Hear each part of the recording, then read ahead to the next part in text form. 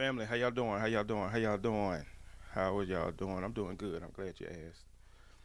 I'm doing good. Listen, maybe there's something in your life that you need to let go of. Listen, maybe there's some stress that's there. Maybe there's some relationships. Maybe there's just some things that's weighing you down. Maybe you don't even know what it is that's causing you daily stress, right? You don't know what it is that's harming you, what it is that's detrimental to your production or to your efficiency or effectiveness. Maybe you don't know what it is, right? But today we're going to talk about how do I let go of the things that are causing me stress in my life. Maybe that's some negative thoughts. Maybe that's some past experiences.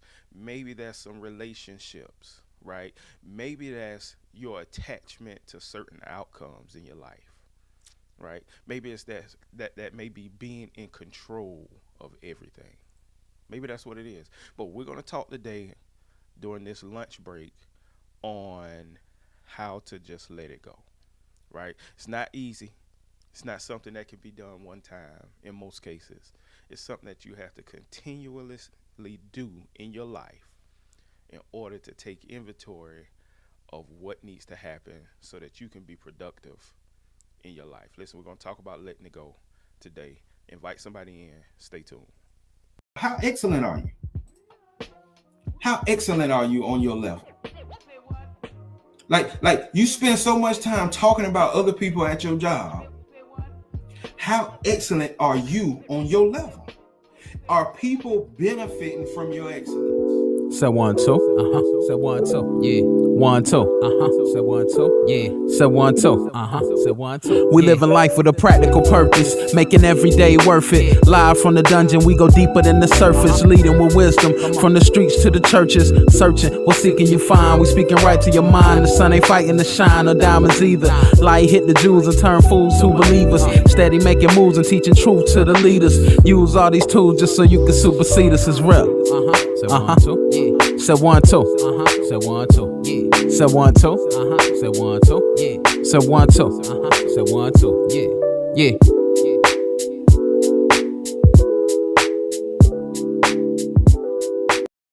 Let's say you're miserable and unhappy. Here's a cure. Find what's valuable and let it go. Well, maybe it's a relationship that you have, and the relationship is pathological, but you're locked into it, you value it, and you're suffering terribly because of it. Well, what do? Maybe you let it go. It's a sacrifice. And the idea is that, well, that'll clear the future for you. Well, very frequently when people are suffering, the reason that you're suffering is because you just won't let go of the thing that's biting you. And you think, well, I can't let go of, and I've had clients like this. I can't stop communicating with my mother, who phones me 3 times a day, every day of my life, and never says anything that isn't unbelievably critical and demeaning. That's not such a good idea. The funny thing too, often when people let something like that go, it goes away, sorts itself out, and then comes back. So they don't even end up losing it. Let's say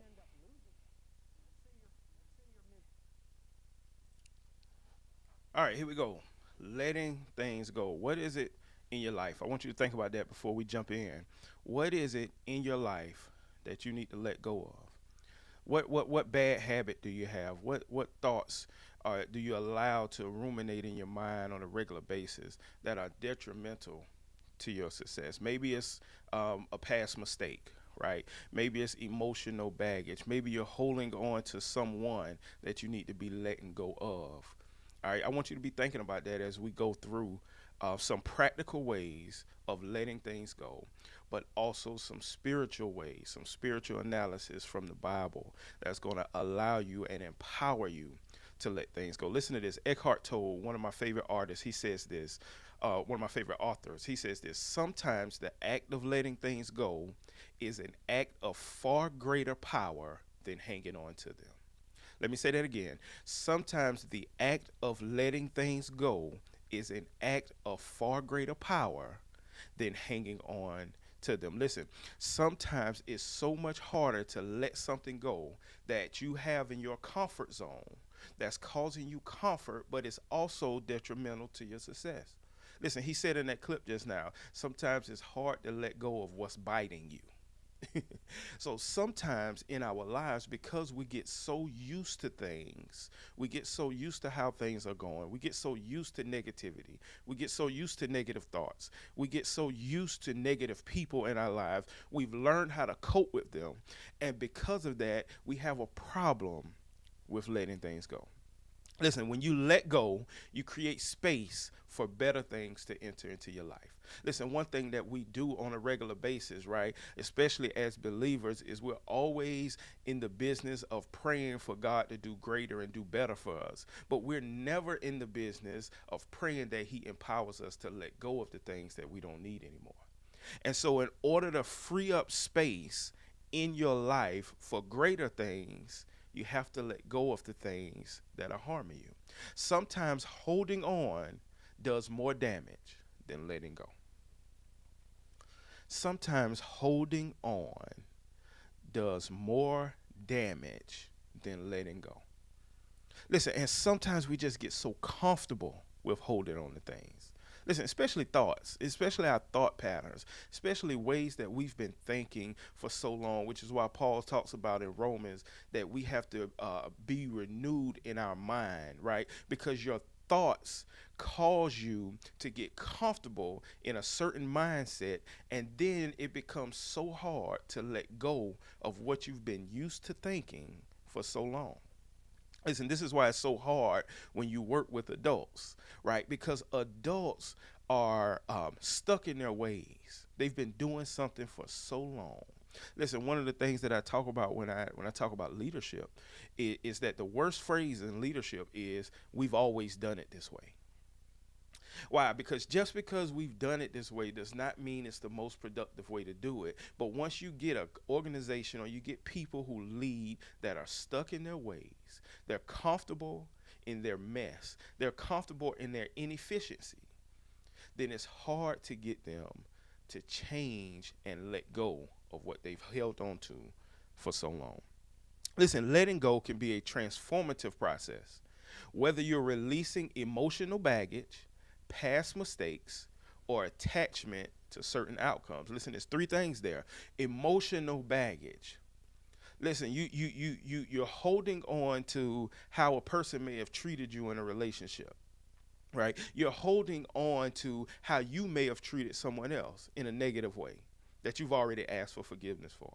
You're holding on to how you felt in a certain time period in your life, and you won't let that thing go. Listen, the second thing it talks about is past mistakes. All of us have made them. Y'all, I got these new earphones, and I'm trying to keep them in my ear, but I'm struggling. Listen, past mistakes. We've all made those past mistakes. We've all done some things that if we opened up the closet door, some things will come falling out, right? All of us have. We have past mistakes that we're not proud of, things that we've done that nobody may know, right? It's that 1% of the 100 that nobody knows about, right? Those past mistakes in your life can hold you hostage if you don't figure out how to let them go. Listen, and the attachment to certain outcomes, this one is critical for me. This is one that I struggle with because I want to be in control of every aspect of my life. And I don't understand always that I cannot control the outcomes. Right? All I can control is how I respond. Right? And sometimes we want to be in control of outcomes in our life. We want things to end on our terms. We want things to be the way we want them to be all the time. We're built that way. That's our human nature. But when you can't control the outcomes in your life, when you understand that you can't always control those outcomes, what it does is it frees you to enjoy the process. Right? Dr. Charles Stanley, rest his soul, says this. He says, you trust God and you leave the outcomes to him. Right? You just do what he says for you to do. You follow along the process, and then you leave the outcomes to him. You can't control everything that happens in your life. Listen, letting go may sound simple, but rarely is it a one-time thing. Just keep letting go until one day it's gone for good. Listen, this is critical when it comes to bad habits. Like, it takes, I think I read it takes, 21 days to break a bad habit consistently? Like, you can't just do something a lot of times one time. You can't just break a bad habit one time and think it's gone. Listen, letting go sounds simple. It sounds like it's something you can just do today, right? But oftentimes it's a process. Letting go becomes a process that you got to do over and over and over until after a while it's gone, right? After a while it's gone. So let's talk about 6 things practically that we have to do in our lives in order to let go. And I know it's your lunch break, so we're not going to be on long. In order to let go of the emotional baggage, the past mistakes, and the attachment to certain outcomes in your life. First thing I think you need to understand is that life is a race. But it's not a race like how we think about it in Western culture. I'm not racing against anyone, and I'm not racing against time. Life is a race to finish. Listen, you can't compare your race to someone else's. You can't compare your life to someone else's. You're in a race, but you're in a race to complete what you've been put on earth to complete, and you're in a race to finish your race. You're not competing with anyone else. Listen, this is why I love golf. This is why I love golf so much. Because you're really not competing against someone else.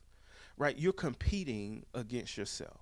And you're competing against nature, right? You're going out there and you're trying to shoot the lowest score you possibly can shoot without worrying about what anyone else is doing. And life is like that. Life is a race, but it's a race that's not competitive. I am just trying to do what I've been called to do until it's time for me to go. Listen, PK 10 says, you can't move forward without letting go. Listen, that's a harsh reality. That's a harsh reality because some of the things that we need to let go of are so hard to let go of. And so we feel like we're standing in place. We feel like we're not making any headway. We're not making any progress in our lives. And it's critical for us to understand that letting go is a continuous process that we have to go through. Listen, here are 6 things that you've got to do practically in your life to let go. The first one is this. You got to take inventory of your life. You've got to take inventory of your life. Listen, you've got to look at this thing on a daily basis and say, hey, what's harming me? What in my life do I need to let go because it's causing me issues, right? It's causing me stress. It's causing me problems. And once you identify what that is, you've got to accept what it is. You've got to accept that you can't control everything. You have to accept what it is and that it needs to be let go. And this harms us in so many ways when we talk about relationships, right? Because we've held on to some people in our lives for too long.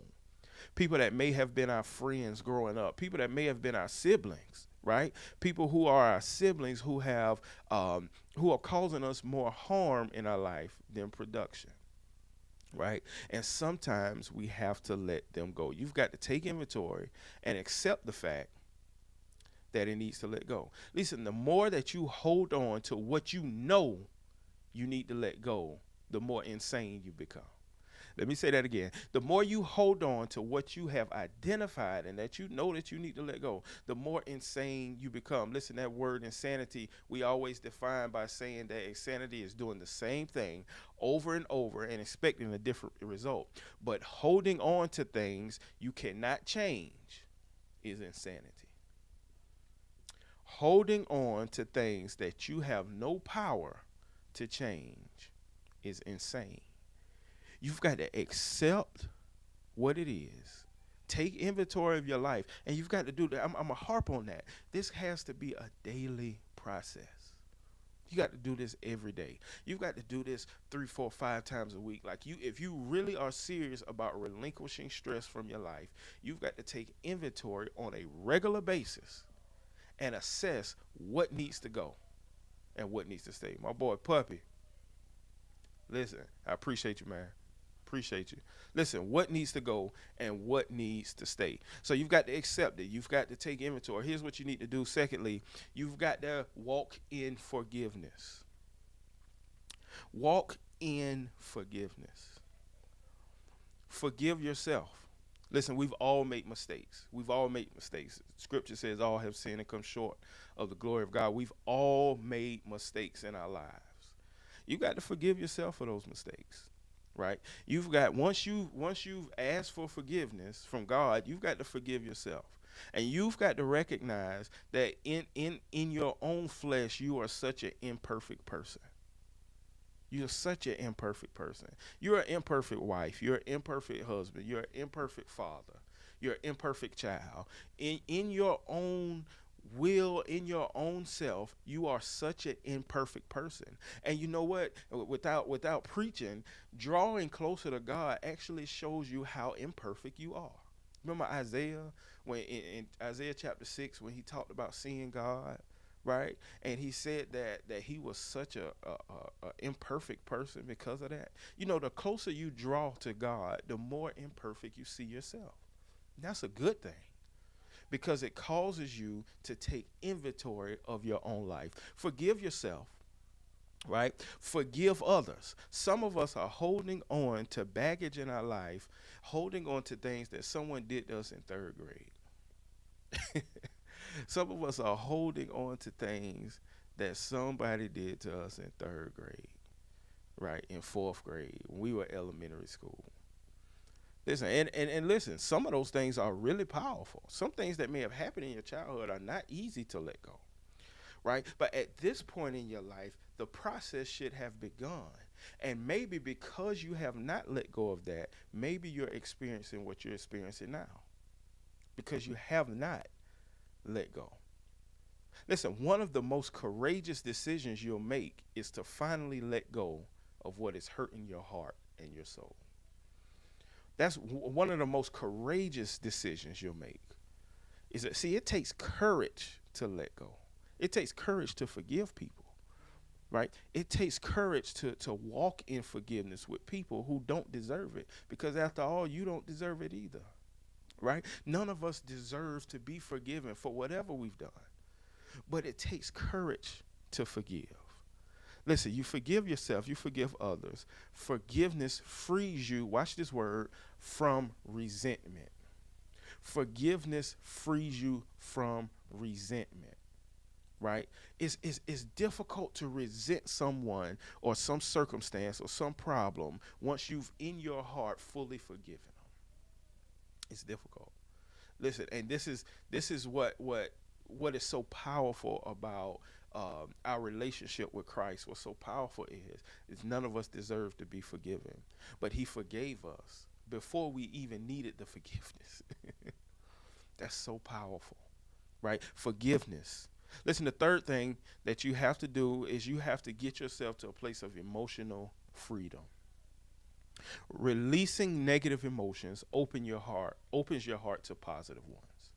Listen, you can't ask God for love, for joy, for peace in your life if you're still trying to hold on to resentment, to hatred, right? If you're still trying to hold on to those things, it's going to be very difficult for you to walk in joy and walk in resentment at the same time, consistently.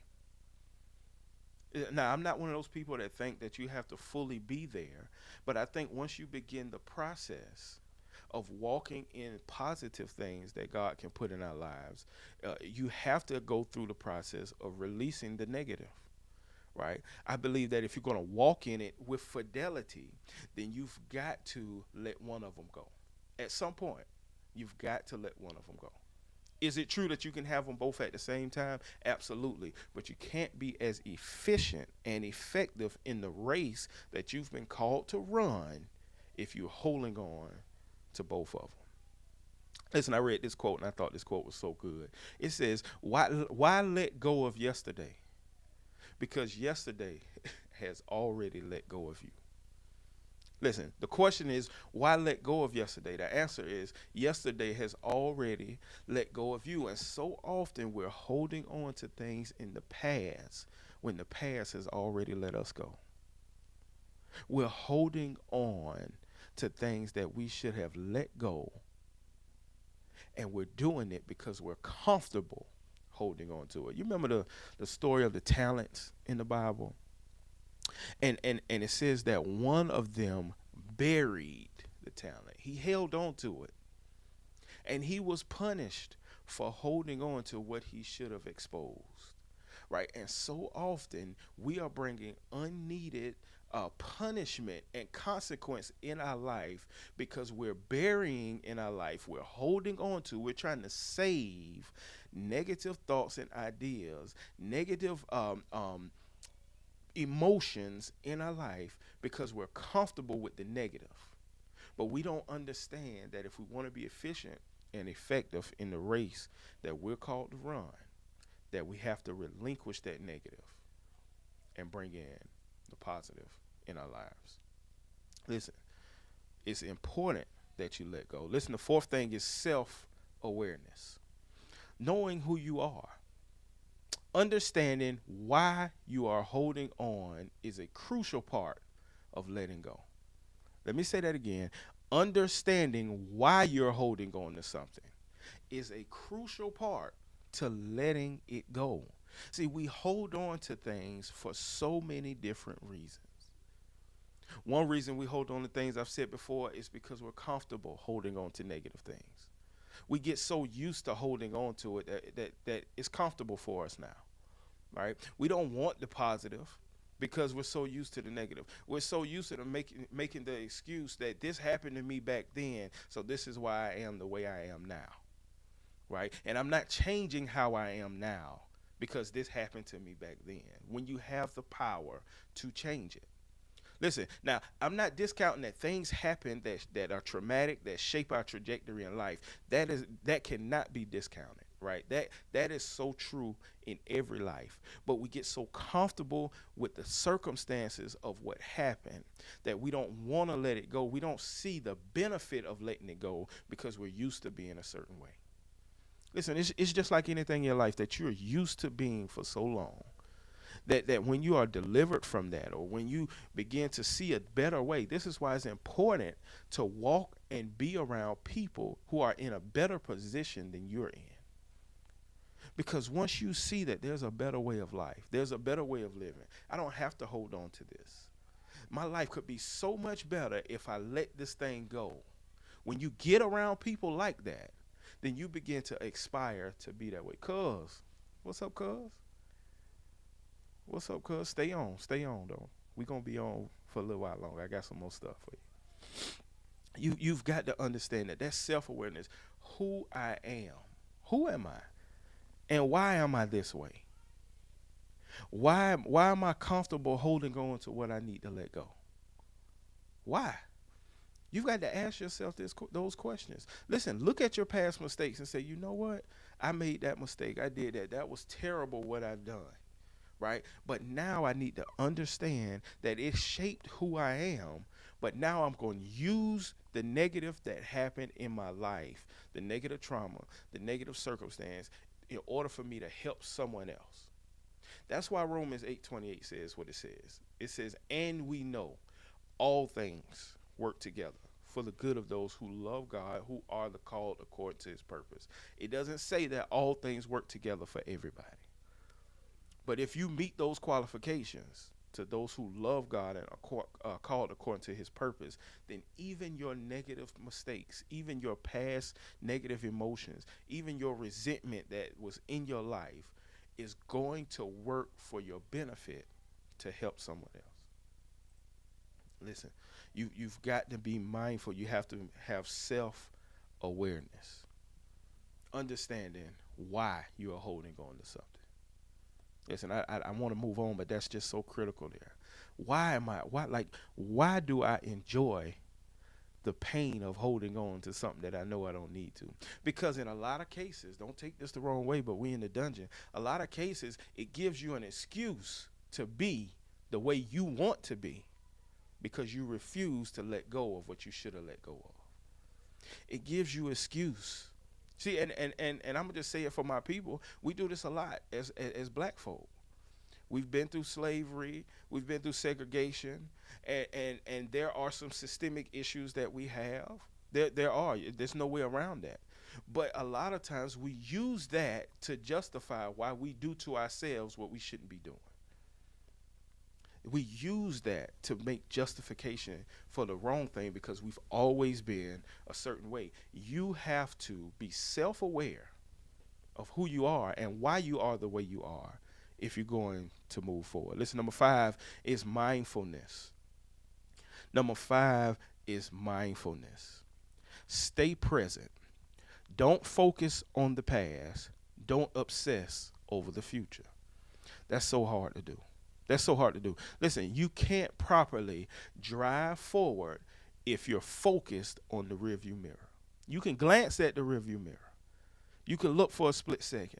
But if you're focused on the rearview mirror, you can't efficiently and effectively drive forward.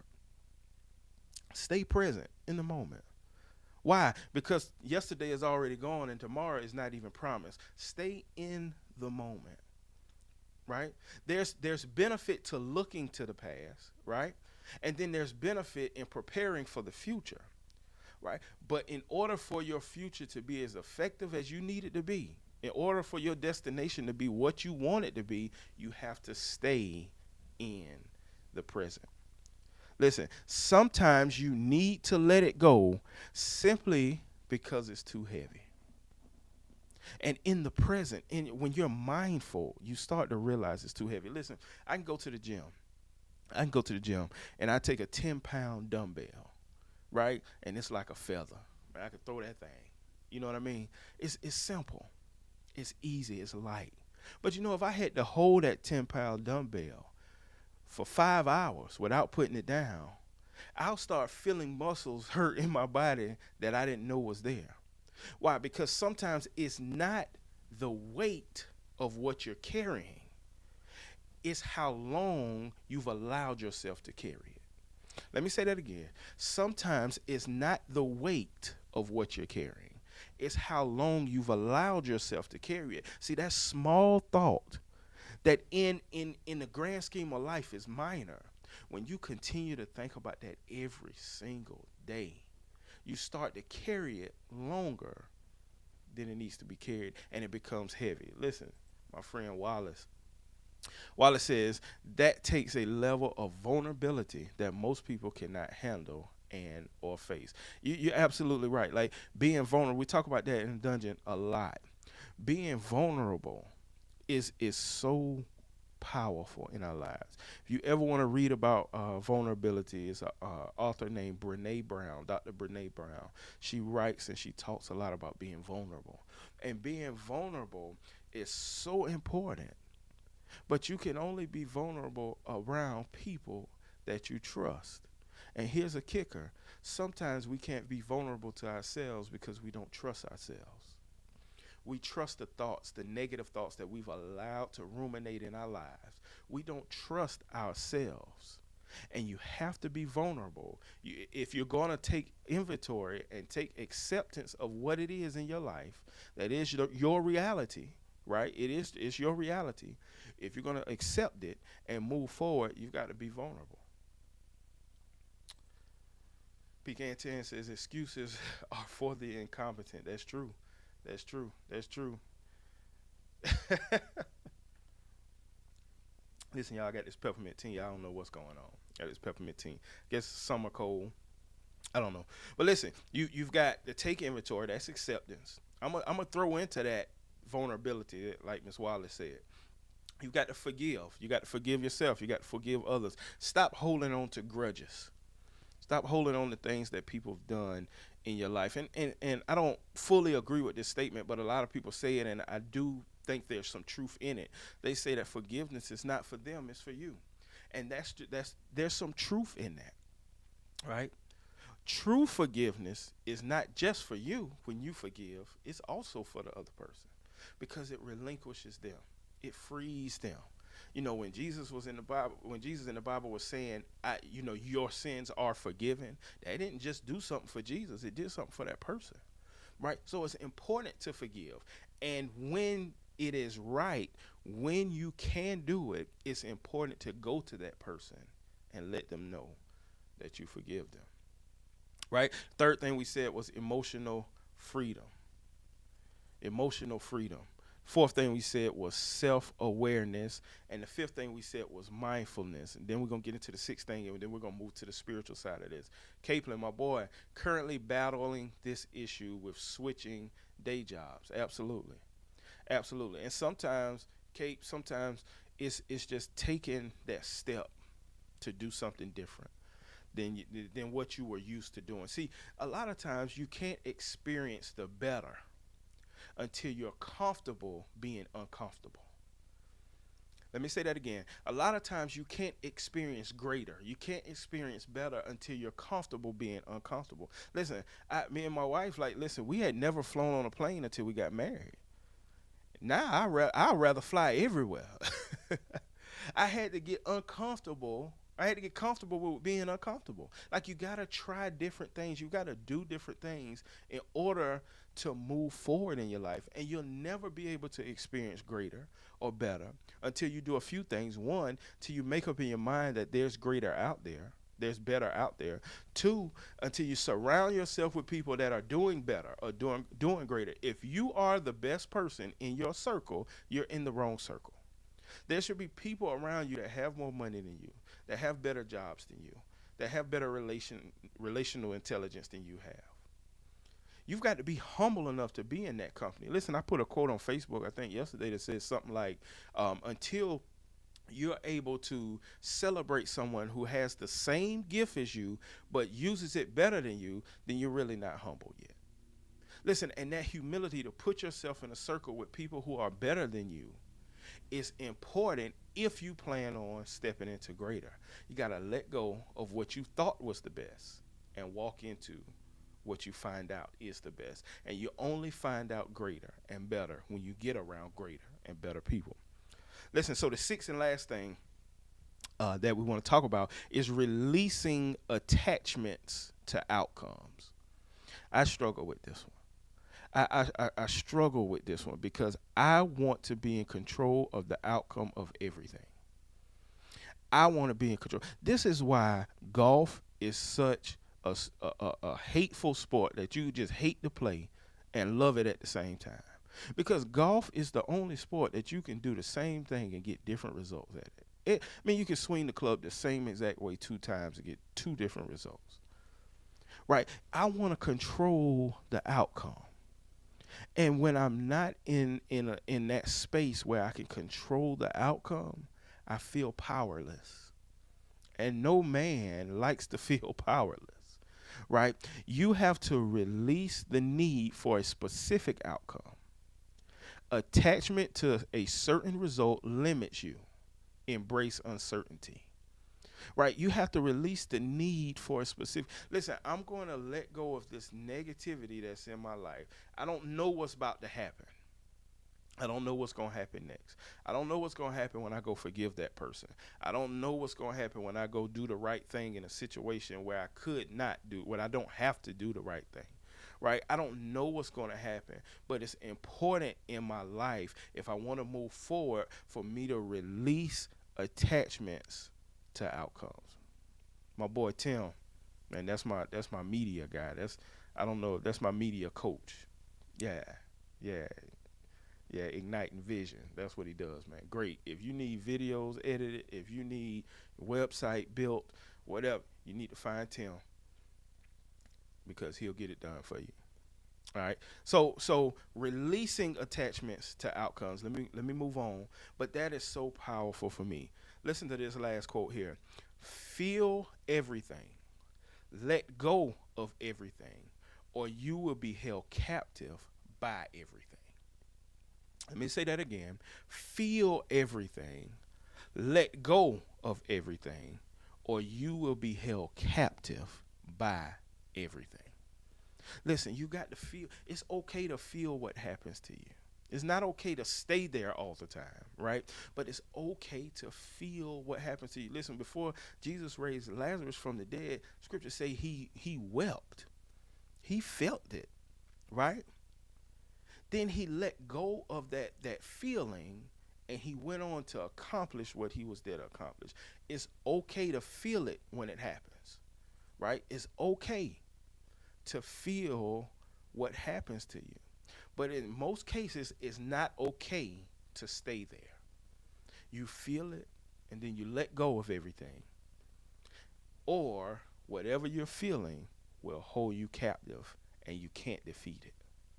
Listen, the longer you hold on to negative thoughts, to emotional baggage, to past mistakes, the harder it's going to be for you to let it go. And that's why the feelings you've had since you've been 5 years old are so hard to get rid of now. Listen, that's why the way of doing things that you've been doing for 30 years is so hard to change now. Because once you feel something and you don't relinquish it, you don't let it go, it becomes ingrained in your mind. It becomes something that you feel you can't live without. All right, so we take inventory, we accept it, we forgive ourselves, we forgive others, we don't hold grudges, we walk in emotional freedom. That's something that you have to relinquish bad emotions, negative emotions rather, in order to walk in positive emotions like love and joy and peace and long suffering. All of those things come once we walk away from the negative emotions. Listen, self-awareness, knowing who you are. Knowing who you are. Listen, the world will test who you are. And if you don't know who you are, you'll become whatever they want you to be. If you don't know who you are, you will become whatever the crowd wants you to be.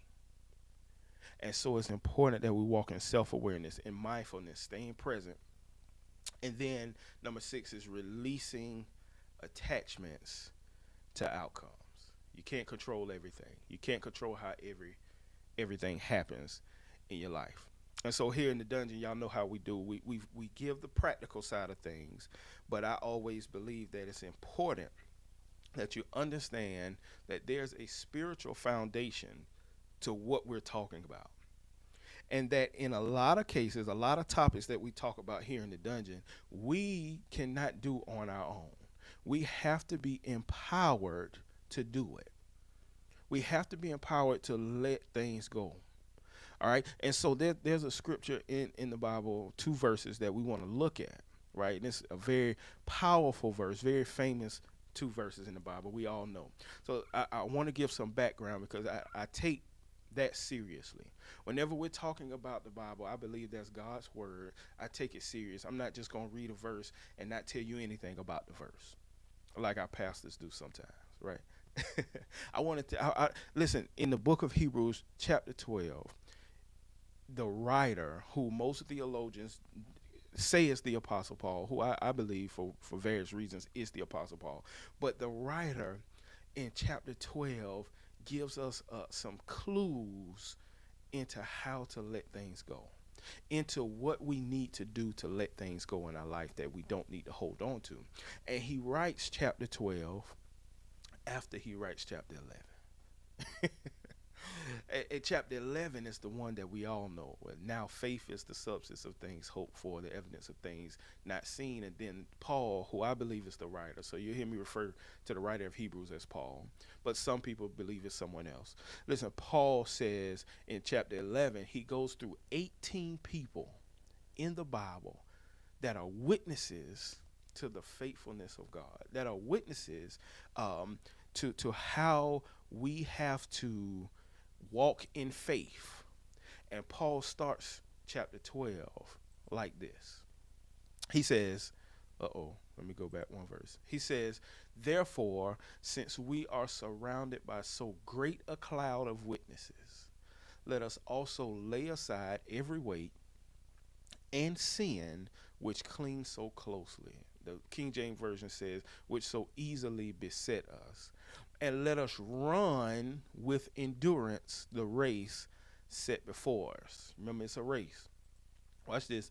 Looking to Jesus, the founder and perfecter. King James says, the author and finisher of our faith, who for the joy that was set before him endured the cross, despising the shame, and is seated at the right hand of the throne of God. Listen, I want to harp on this very quickly.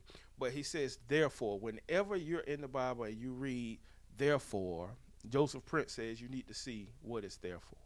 It's connecting the chapter before it to this chapter. It's talking about faith.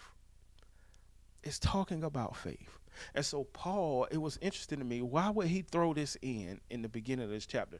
The Bible wasn't written in chapters. So this is one continuous thought that Paul has. He says, therefore, now that we are surrounded by so great a cloud of witnesses. This is not talking about people who are watching us live our life, right? You can apply it that way, but that's not what he's talking about. He's talking about the cloud of witnesses from chapter 11. All of those people, like Abraham and Moses and all of those people, because we've seen what they've done in their life with faith, now we can do it. This is what he says. He says, let us lay aside every weight. Here's point number one. You have to lay it aside. You have to let it go. That's the point he's making. He says, let us lay aside every weight. God will not supernaturally do for you what he's empowered you to do for yourself. Let me say that again. God will not supernaturally do for you what he's empowered you to do for yourself. Listen, he's empowered us to let it go. You cannot listen to this command that says, let us lay aside every weight. You can't listen to that command and believe that God is going to do it for you. What he will do is he will empower you to do it. So once you accept it, once you take inventory and you realize it needs to go, then you have to begin the process of laying it aside. Listen, our lives are not where they should be, possibly because we are waiting for God to do what he's already told us and empowered us to do for ourselves. Paul says, lay aside every weight. Notice what he didn't say. He didn't say God is going to lay aside your weight. He says you have to lay aside every weight. He says lay aside every weight and the sin that so easily besets us. Listen to this. He says every weight is not a sin, but every sin is a weight. Cuz there's church out on that one. Listen, you got to do it. And so often, because we are praying to God to do for us that what he's empowered us to do. Lord, do it for me. Now, there are cases where you can't do it. There are cases where there's things that need to be done in life that you can't do at all, that he has to do. Those are when miracles are needed, right? But laying aside the weight and sin in your life is something he's empowered you to do. Through his spirit, he's empowered you to do it. Listen, every weight is not a sin, but every sin is a weight. What does that mean? Everything that is detrimental or hindering you from being the person that you need to be and want to be, the person that God wants you to be, is not necessarily sinful. Sometimes we overlook things because they're not necessarily sinful. Listen, Netflix and chill. Right? If you're sitting there watching Netflix all day, every day, that may not necessarily be a sin, but it's a weight that's holding you back. It's holding you down. Right? Sometimes it's not just the sin that holds us down. It's the things that we know are not sin that we spend too much time doing. Right? It's not a sin to go shop. Right? But if you're going to shop and you don't have the money to do that and you're spending money on credit, now it becomes a weight in your life that's holding you back from being financially where you want to be. Listen, the choice is not always between right and wrong, rather hindrances and things that are not hindering us. See, it's easy when it's between right and wrong. Something just popped up on my screen. It's easy when it's right and wrong. We know right from wrong now. Now, it's not always an easy decision, but it's easy to identify right and wrong. But it's not always easy to identify what's hindering me and what's not hindering me. It's not always easy. And sometimes a relationship in your life may not be wrong, but it may be a hindrance. And it's causing you not to be the person that you are supposed to be. Let me put this in high gear. He says you have to lay it aside. You have to lay it aside. And maybe that's why you can't move forward now. Not because you haven't identified what needs to go, not because you don't know what needs to go. Maybe you can't move forward in your life because you're waiting on God to do something that He's empowered you to do. You have to lay aside the weight. He goes on to say, lay aside every weight and the sin that so easily beset us. Watch this. And he says, and let us run with endurance the race set before us. Remember I said the race of our life is not a race against anybody. It's a race to endure to the end. It's a race to accomplish what we've been called to accomplish. This same writer, Apostle Paul, said, I fought a good fight. I finished my race. I finished my course. I kept the faith. Like, it's not the race that my friend is running or my wife is running or my kids is running. I'm running my race, and the objective is for me to endure all the hardship that comes, the hardship that comes from adversaries, and also the hardship that I bring on myself, to endure those hardships so that I can win the race. I can finish the race. Listen, you cannot run the race efficiently if you hold on to what you should let go of. You cannot run the race efficiently if you hold on to what you should let go of. This is why if you turn on the Olympics or you watch track and field and you watch them run, they are running with the least amount of baggage, the least amount of equipment, the least amount of clothing as they possibly can run with. Because whenever you're in a race and the objective is to endure and win, you have to have the least amount of baggage, the least amount of weight holding you down, which is why every day we need to take inventory of our life and relinquish weight that's holding us down. Endurance is the ability to withstand hardship, the ability to sustain. Listen, if you're going to endure and finish the race that you're supposed to be running, you've got to sustain a certain level of determination in your life. Listen, you have to run your own race. Stop running everybody's race. Stop looking at what everybody's doing. Oh, man, my friend, Dominique, my friend. Well, listen, you have to run the race that you're supposed to be running. Listen, this is why social media is so detrimental in some ways, because we see the life that's being posted by certain people. We see the life that certain people say they're living, and some of them are. And then we start comparing ourselves. You know what? I was supposed to be married at 35. I was supposed to have 2 kids by 32. I was supposed to have a big house by 38. And I don't have those things, but such and such has those things. And you start comparing your race to the race that they're running. And scripture tells us in Romans chapter 1 that that's foolish to compare yourself to someone else. Why? Because you don't know the race that they're supposed to be running, and you don't know what they've gone through or are going through to get where they are. Everything that glitters isn't gold. And you have to be aware, this self-awareness, you have to be aware of the race that you're supposed to be running. And you have to be aware of what you're supposed to be doing. And you have to be accountable for what you're supposed to be doing. And when you are, then you run and you focus on your race, not anybody else's. Listen, don't blame the devil.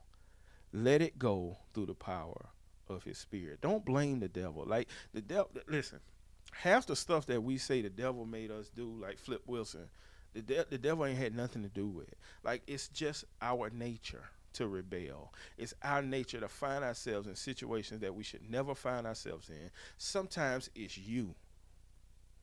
Sometimes it's not the enemy. Sometimes it is you. It is us. It is our selfish nature. We want what we want when we want it. Right? And if we're going to be efficient and effective, we've got to let go of what we're supposed to let go of and not hold on to it. We've got to. We've got to. Endurance with direction. That's right.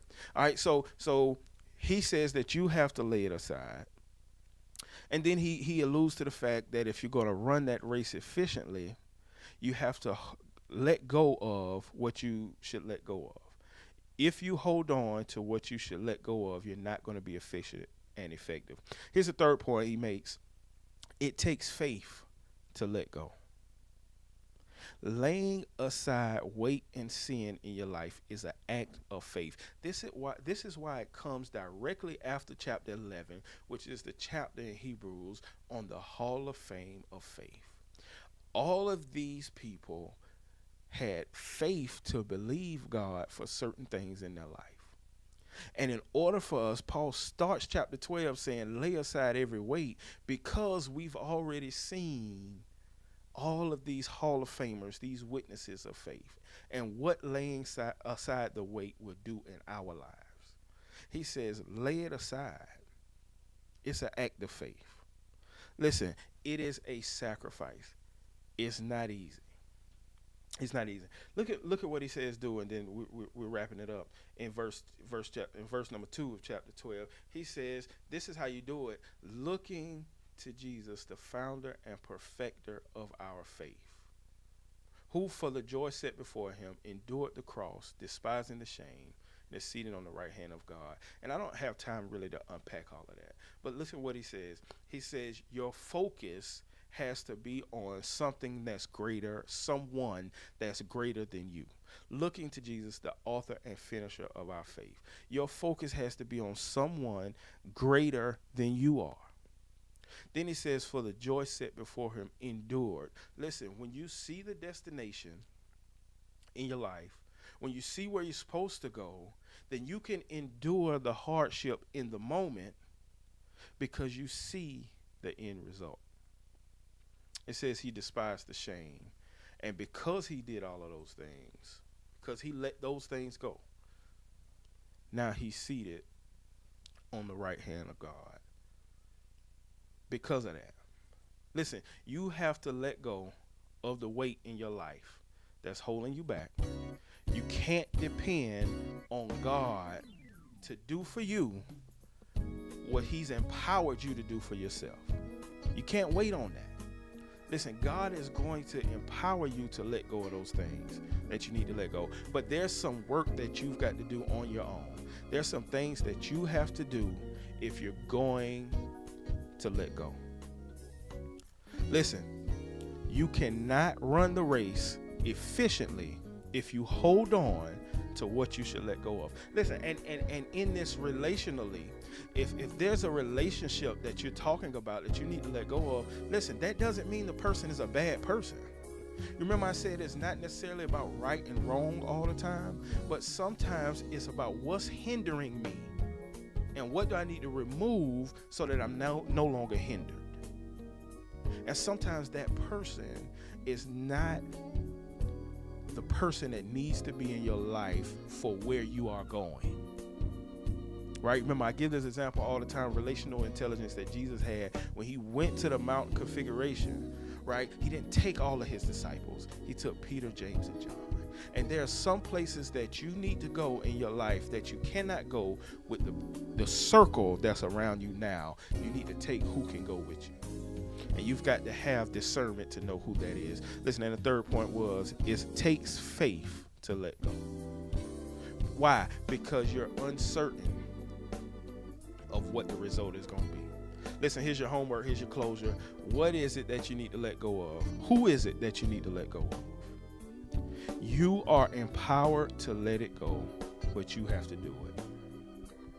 And you have to begin that process of letting it go.